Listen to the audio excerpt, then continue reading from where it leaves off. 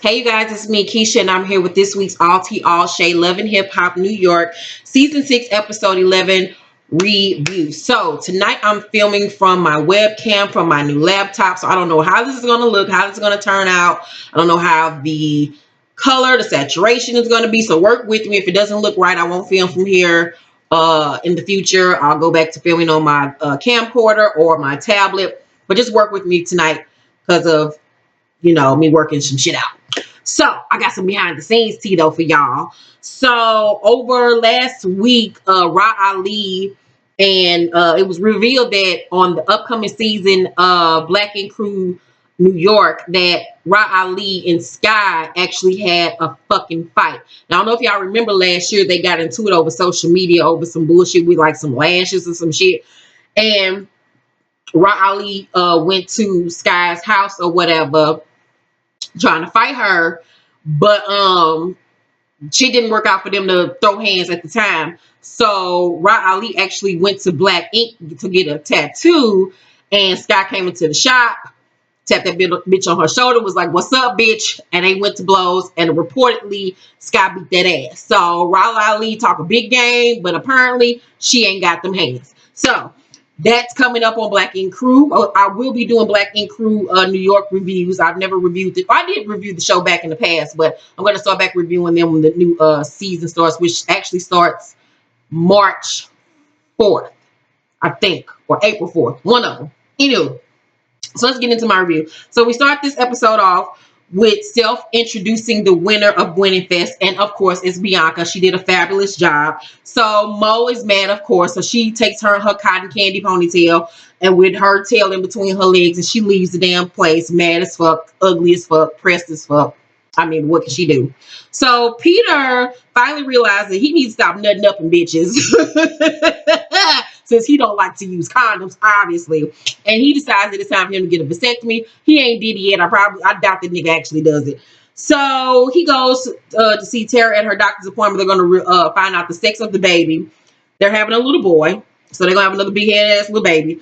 Boy. So, after they find out the sex of the baby, they're talking, and she says that, they need to learn boundaries with one another, and he tells her about the vasectomy. She doesn't believe him, and he says that, she's the only person that knows about this, and that he hasn't told Amina, and you can just tell by the look on Tara's face that she's so happy that she knows something that Amina doesn't know. Any way that she can get a one-up on Amina is what Tara loves. She loves to one-up Amina when really she is one-upping her damn self because she's a fucking idiot. So Remy tells Pap about Ra acting up at the showcase, and he says, that it's looking to him like Remy's going to end up in the same position that she was that landed her in jail because of the people that she's hanging around, the situation she's allowing herself to be put in. And so she says that she doesn't feel like Ra intentionally did anything to get her in trouble. And I'm like, what the fuck do you mean? This bitch knew that you was in the building. You're supposed to be her so-called best friend. And she decides to go up to a bitch that had her back turned or whatever and hit the girl in the head with a Ciroc motherfucking bottle that if it would have landed, could have ended her ass up getting locked up her damn self. The girl end up being in the hospital or fucking dead. And then you're in a predicament where you're in a club environment with somebody that's supposed to be your friend and you just got out of fucking jail and now you're associated with someone that has committed a crime. But you don't think that she intentionally did anything to harm you or hurt you? Okay, dummy. Look, you gonna wind up back in jail like your husband is trying to tell you, little stupid ass. But she grown. She one of them people that's hard head, don't want to fucking listen. Obviously, however many years Remy Ma did in jail did not fucking help because she's still fucking stupid as fuck with the decisions that she makes and the people that she fucking hangs around.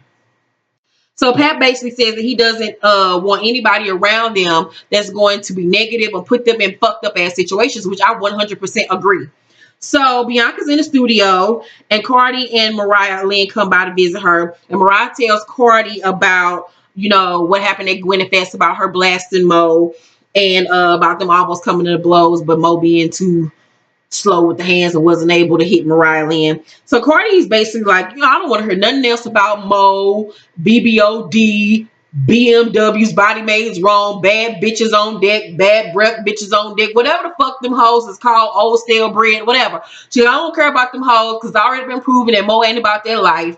Mo ain't got them hands. Mo's a scary ass bitch because she never did try to really fight Bianca, but she gonna try to fight lippy ass Mariah Lynn because she feel like she could beat her because she a white girl and because she's small and petite. Like, so ain't no point of us even continue to talk about this scary ass bitch that's a fucking imposter. And I'm 100% on Cardi's side with that. Because, like, why continue to talk about somebody that ain't even fucking worth talking about?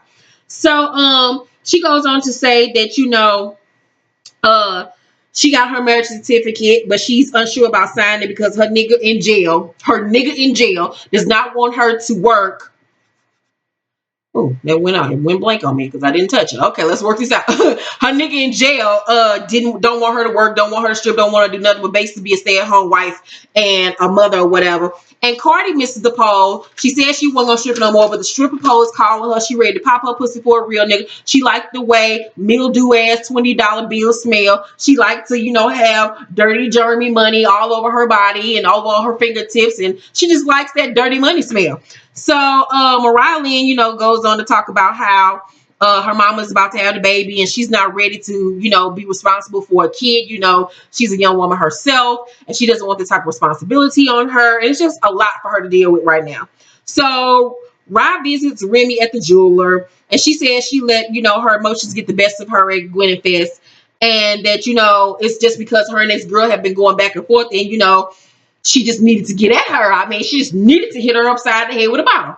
So Remy says that Yandy said that she didn't know anything about Rod and this girl's beef. And Rod is like, she's lying because she's been there on certain occasions where me and this girl has gotten into it with one another. And my whole thing is, whether she knows or not, what the fuck does that have to do with anything?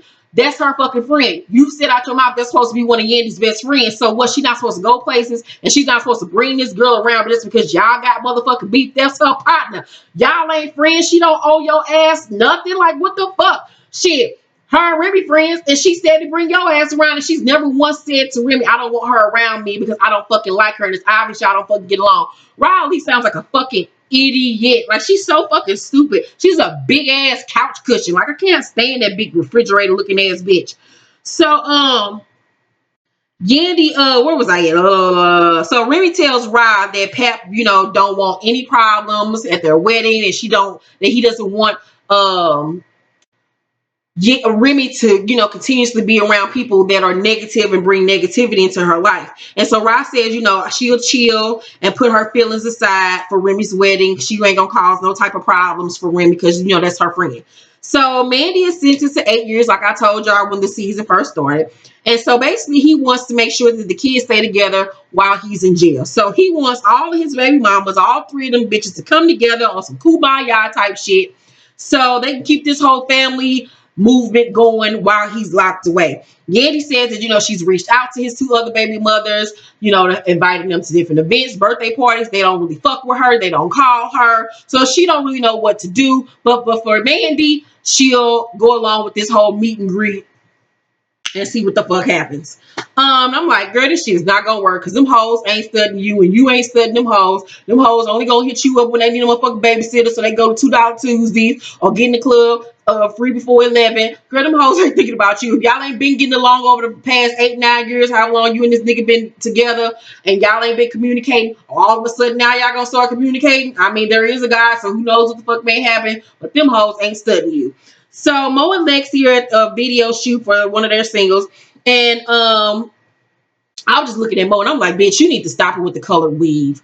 Color weave and you don't fucking mix, nigga. You look like a fucking gremlin. You look like Spike. I need for you to stop with the color weave, wear black weave, wear a mask, do something, purge, my nigga, do something, because I'm just, So Mo says she didn't press charges against Bianca. And I'm like, well, if you didn't press charges against Bianca, then why when Mariah Lynn brought the papers out, instead of you saying this shit ain't true or blasting her for it not being true, you decided to hit her instead? That's because you knew it was the fucking truth and you can pull the wool over Lexi, little dumbass. I think Lexi knows the truth, but she trying to save face for you because y'all on national television and she don't want you to look more like a punk than you actually are.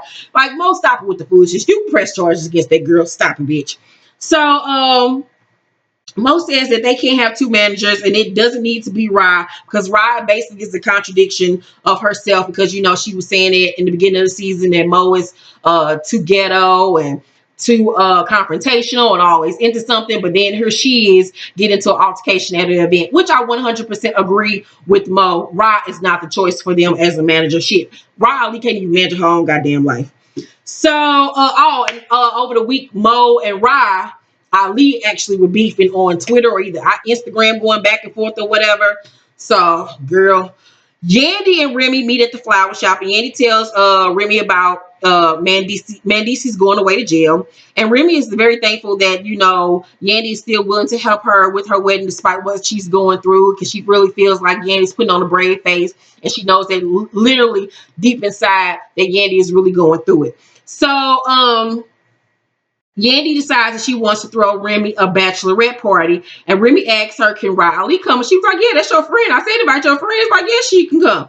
And so Remy says, that Riley regrets what she did, and Yandy's like, "Look, girl, if it was you and me in a place and you saw somebody that you ain't like, you gonna come to me and be like, look, bitch, I'm about to fade this hoe. Watch the fuck out and let you know what's going to happen." She was like, and Rod didn't do that. She was like, "I just don't feel comfortable around her. I feel like she was on some bullshit. We were at a fucking industry event. She should know better. She should have conducted herself in a business-like manner," which I 100% agree. I agree with the fact that Ra Ali should have presented herself as a businesswoman and not acted a fool. But at the same token, what she looked like coming up to you, Yandy, being like, "I'm about to fade your friend." Really, bitch? Sit down. Both of y'all sound stupid. So, Remy says, now, Yandy says, that she doesn't bring issues and problems around. That's not what she's about. And basically, Remy says to her that, she doesn't want any problems at this bachelorette party. She wants everything to be peaceful. So Yandy meets up with Tara, and Tara stands up and reveals that she's 8 motherfucking months pregnant, and Yandy's fucking shocked. And she like, "Damn, bitch, I know we ain't seen each other in a couple months, but you could have told me." And Tara's like, "I didn't want to tell anybody. I've been telling people one at a time because I didn't really feel like being judged because the decision has been made." And Yandy just says, "This is crazy because I'm just looking at my friend who is pregnant again by basically a no good ass nigga that's married, my nigga, and you sitting up here having a baby by him, and the shit ain't right." And Yandy was 100% correct with telling her, "Bitch, you basically dumb, and you're not fucking right for having a baby by a married ass man that already got a baby with somebody else, and that already be out here fucking half of the tri-state area." So, Tara basically tells Yandy that she wanted it to be all or nothing between her and Peter, that she still cares about him, she still loves him, but she's dealing with the fact that they're not going to be together. She's dealing with the fact that she's going to be raising this co-parenting with him. And basically, in a nutshell, she was saying, "I love this nigga. I fucked him. I thought getting pregnant by him was going to make this nigga come back and us be the family, and the shit didn't fucking work. I don't know what made you think he was gonna come back to your ass and y'all was gonna ride off into the sunset and have this big ass, happy ass family when this nigga been dogging your ass in the last 15 years y'all been the fuck together. This nigga had a secret ass marriage on your ass and had a whole nother baby with another bitch, and you still want this nigga? Like, what about this nigga do you want? He got dirty feet, my nigga. I don't understand you stupid ass bitches." So, Yandy basically says that, she wishes that Tara will see this nigga for who the fuck he is, stop believing in this old dream, young and the restless ass fantasy land that she's living in. So Self runs into Cardi at this little restaurant, and she's mad because he hasn't been supporting her and hasn't helped her with her music and shit. And she basically goes on this little tirade saying, "You can help all these other bitches. You can help Mariah Lynn, Snowflake Ass, and BBOD, and put all these other bitches on that, basically ain't gonna never help you with nothing, that only fuck with you because they need something for you, but you can't never help me." And I was looking like, okay, you can talk about BBOD, but I thought Mariah Lynn was supposed to be your girl. Like, why you putting her in the group? I felt like that was very fake of her to talk about Mariah Lynn like that. If there's somebody you've been hanging with and supposed to be your home girl, she ain't never came out her mouth and said nothing left about you. It felt like that was fake for Corey to say that. Now, yeah, you got beef with, Self for not supporting you, but at this time, he told you to give him the music. If you ain't gave him the fucking music, that's your fucking fault. And if you feel like he's not supporting you like you supported him, learn your fucking lesson and keep it the fuck moving. Fuck that nigga. You realize he's the type of person that won't help but don't want to give it. Chuck the deuce to that nigga and keep it fucking pushing, and don't work with his ass no more. Don't be out here begging no nigga to help you. You talking about how you so self-sufficient, don't need nobody. Just stop begging this nigga. What the fuck is wrong with you, bitch?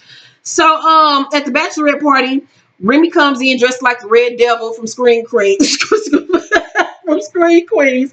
And Ra is mad that Yandy threw Remy a party. You know, she's acting like a sourpuss. She act like it's the babysitters club and shit. So Yandy asks to speak to Riley outside. They go outside and they talk. And Yandy says that, you know, she was very confused about Ra Ali attacking her girlfriend at Gwenfest. And so Ra says that to Yandy that, you know, I know you know about me and this girl's beef, even though you pretend like you don't. And Yandy's like, look, girl, I don't think about you, bitch. You are so far in the back of my mind that it does not even calculate in my mind when I go out who you beefing with and who the fuck you ain't beefing with. And so I just love the way Yandy read her in that damn and that damn scene, because Rock couldn't even have a really good comeback after that. So Rock says, you know, that she thinks that Yandy's intentions aren't pure when it comes to her friendship with Remy. And basically she insinuates that Yandy's only friends with Remy to make her mad. Once again, bitch, everything ain't about you. You shake like an ice box. Sit down somewhere. So Yandy says that, you know, she and Remy didn't seek out a friendship, but that they have one now. Get the fuck over it, bitch. What? So they basically agree to disagree. And so the last scene is Mandy Yandy, Mandisi's mama Judy, his other baby mama Erica, who is Ifeum's mama, Samantha, who was Lil Mandisi's mama, and her mother, Kim Jim, my idol, all meet together. It was so fucking good to see Kim Jim back on the fucking screen, bitch, with them motherfucking Trey songs. Just gotta make it, just gotta make it, ooh, braids, my nigga. So Mandy wants all the kids to come visit him while he's in jail. And Judy, his mother, says, nah, so Samantha is basically like, I don't feel comfortable with my son, me, you know, come seeing you in jail or whatever. I don't know if that's the move. And so Judy, Mandisi's mom, says, well, I mean, it's just like when you was locked up, then all hell breaks loose.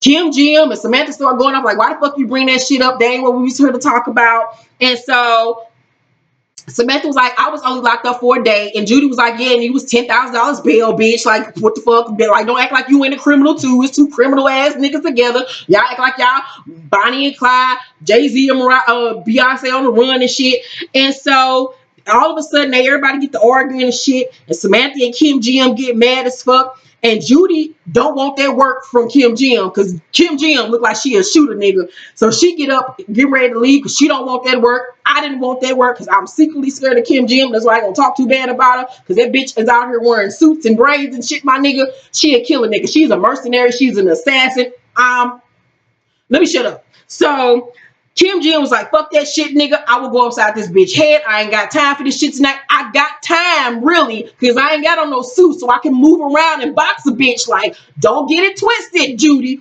So Mandy like, chill out, everybody chill or whatever. We ain't got time for all that bullshit. So Sam says that she doesn't really want her son to visit. Mandisi's in jail. So Yandy says, you know what? That's his dad. A boy needs his dad. Even though he's in a fucked up ass predicament, they still need to keep that relationship. And so Mandy asked his other baby mama, Erica, will you bring Asim? And she was like, yeah, I'll bring him, you know, because I can't raise a man. You know, I'm his mother.